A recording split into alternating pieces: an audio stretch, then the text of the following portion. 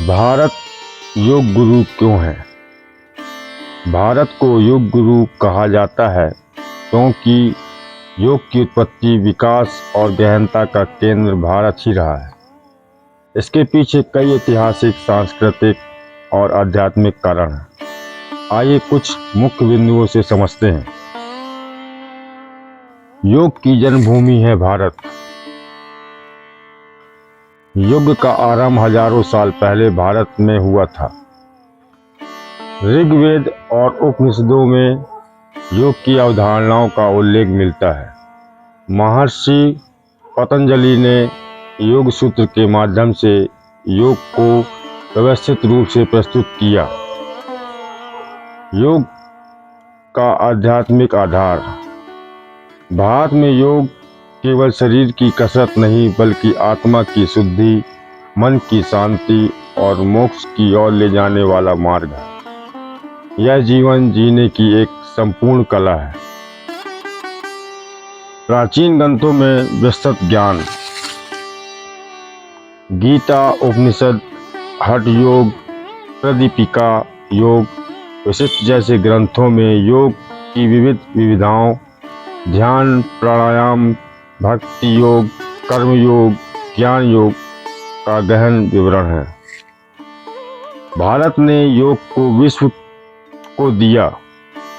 भारत के संतों, योगियों और आधुनिक गुरुओं जैसे स्वामी विवेकानंद, परमहंस योगानंद, श्री श्री रविशंकर, बाबा रामदेव आदि ने योग को विश्व मंच पर पहुंचाया।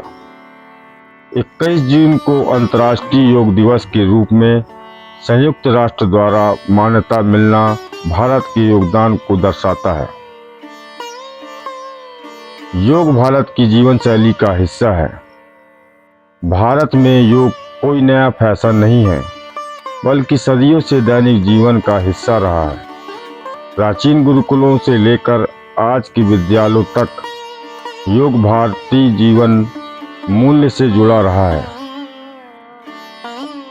भारत केवल योग की जन्मभूमि नहीं बल्कि उसकी आत्मा भी है। यहाँ योग साधना, संयम और ध्यान के रूप में पनपा और विश्व को तन, मन और आत्मा की एकता का मार्ग दिखाया। इसलिए भारत को सही मायने में विश्व योग गुरु कहा जाता है।